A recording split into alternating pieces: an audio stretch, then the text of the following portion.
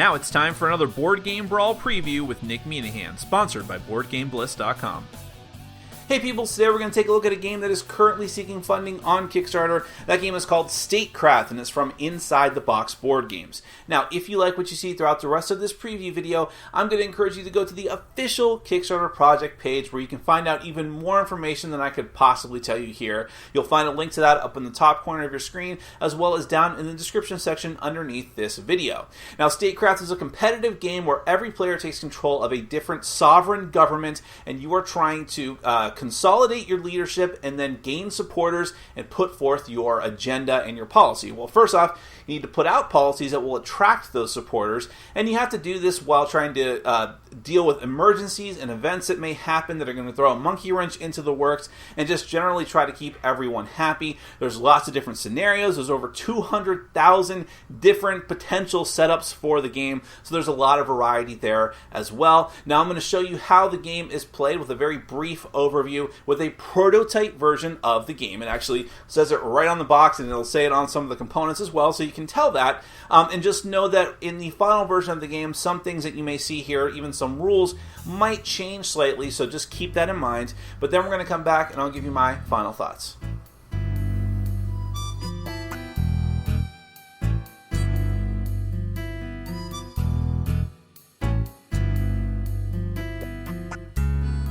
Statecraft is a competitive game for 2 to 4 players. You each are trying to build up your own sovereign government complete with political ideology, faction leaders, supporters, and disastrous events. The goal of the game and how the game will end are actually different depending on which scenario card you use. You can choose one randomly or by choice, and it will say face up on the table. It tells you how many supporters to lay out, how many politicians you'll draw during the game, when the game will end, and how you can personally win the game. Because of these cards and the large amount of other cards that are in the game, over 200,000 different setups are possible. Every player gets 2 reference cards and a board where they will keep track of their ideology points, budget points, and the current round. A cube gets put on each or near each of these tracks. You each start with a faction leader card, which you'll place near your board. It will have a special ability and 2 specialisms in the top left corner, which are symbols that they'll need to push through their agendas. The policy action cards are shuffled together with a certain amount of event emergency cards, depending on how chaotic you'd like the game to be, and the politician cards are shuffled separately. Both decks are placed on the table along with the requisite number of face-up supporters according to the scenario. The incumbent card is kept off to the side for now, and finally, every player gets 3 cards from the policy action deck. In Statecraft, players take turns taking actions, which are called maneuvers. You can take as many maneuvers as you like if you can pay for them with cards. At the end of each turn, you must draw or discard until you have 3 cards in hand from the policy action deck. Some cards are simply actions. You play them, they take effect, and then you discard them. You can affect other opponents, faction leaders, add or subtract supporters from the row, even take an extra turn. The other major type of card from the policy action deck are policies. Policies are important for drawing in supporters. When you play a policy card, you choose which side of the card you're playing, and then it must be placed underneath a politician near your board so that the ideology points on the top are showing. In order to do this, the politician must have a specialism symbol that matches the chosen policy, and they can't have more than 3 policies attached to them. Once you've attached a policy, adjust the appropriate ideology trackers. Also, every policy affects your budget, so you must move that tracker as well, and you can never take on a policy that puts you below -5 budget or above +5 budget. You can also denounce up to 3 policies, shoving the policy card completely underneath the politician. Also on your turn, you can campaign for supporters. If you have enough ideology points where it counts, you can claim a supporter who agrees with your manifesto. Just make sure that where you're at with your trackers matches what the supporters are looking for, and you can place that supporter in your area. In scenarios like the one illustrated here, having supporters could mean victory. Also note that whoever has the most supporters gains control of the incumbent card, which allows you to break ties in your favor when they should occur. It's also possible to poach supporters from another player if you meet the requirements for that supporter but the other player no longer does. By discarding 1 card, you can do this effect. Or even if you both equally meet the supporter's requirements, you can spend 2 cards to poach it. You can also recruit new politicians to your side, and you'll have to do so in order to play more policies and therefore gain more supporters. To do so, you must discard a card from your hand. Then draw a number of politicians from the deck equal to whatever is on the scenario card. Lay them out so that all players can see them, then pick one. The rest are retired, which means they go to the discard pile. Place the chosen politician in your cabinet of politicians as close to as possible to your faction leader. You may have up to 2 politicians on either side of your leader. The directly adjacent politicians are known as the inner circle. Politicians have 1 or 2 specialisms. If you want to replace a politician in a full cabinet, you must place a new politician that has at least 1 specialism in common with the one that you're discarding. Events and emergencies are mixed into the policy action deck. When one is drawn, every player must choose from one of the 2 options on the card if they're able, and whoever has the incumbent card may face an additional hardship. Emergencies are much worse events that have no options when drawn. Instead, everyone simply faces the nasty ability. Keep going like this until someone meets the goal of the scenario that was chosen. That's Statecraft. Now on to my final thoughts.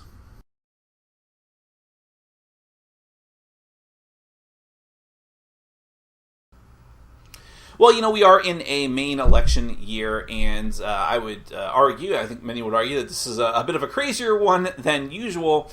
And I think that if you're a political junkie like me, regardless of which side of the aisle you fall down or fall on, Freudian slip, then you would really be interested in politics in any way, shape, or form, just interested in talking about them, just being involved with them and discussing them and all of these different things. And I think that that is the main inroad that Statecraft has to really catch people's attention. Because, look, this game is not, it does not have very specific, accurate depictions of very specific political parties from any country, our own, or the United States, or anywhere else. Rather, these people that you see here could be leaders from a country. The policies that they're putting forth are policies that every nation's, every large, first or second world nation has to deal with. But, in different ways, in different combinations with fictional leaders, but it all feels reminiscent. And I think that that's an important distinction, because it means that you can play the game without feeling like you're playing as a faction or a real-life political faction that you do not agree with and that it just upsets you to play as. And instead, you can enjoy the fact that you are involved in politics within the course of the game and trying to get different agendas passed and all of these different things.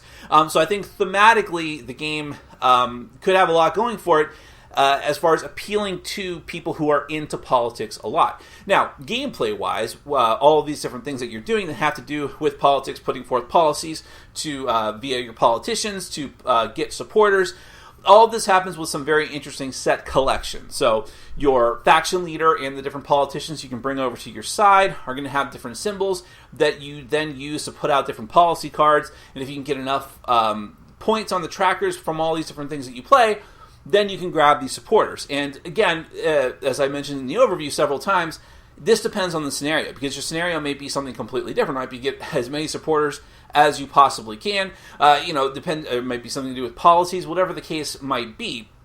So this goes back to what I was saying about the different permutations of the setup. But essentially, this is what you do during the course of the game, and so it is at once interesting tactically and strategically, so you have a lot of different options in how you go about it and which different supporters you want to go after, things like that. But at the same time, it's easy enough to get into, because these are mechanisms that are familiar, but just used in an intriguing way. So I think in that regard, it's a fast game to learn, or faster than you might think, and also not that long to play either. So those are important things to keep in mind, especially because a lot of people who would be interested in the theme of this game and would want to play it might not be hardcore board gamers. They might be, in fact, politics might be their life, and it's like, oh, well, this is the perfect game for you to play.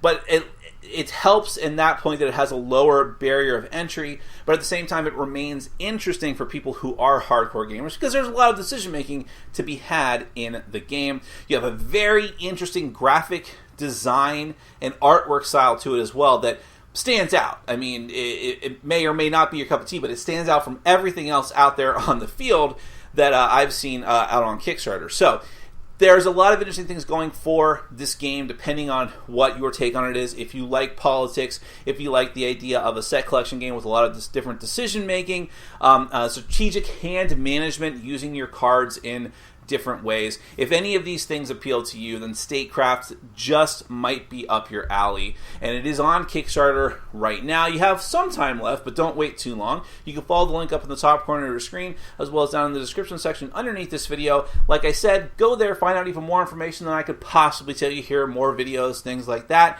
And hopefully all of that will help you make your decision, and you'll consider backing Statecraft from Inside the Box Board Games. My name is Nick. Thank you so much for watching.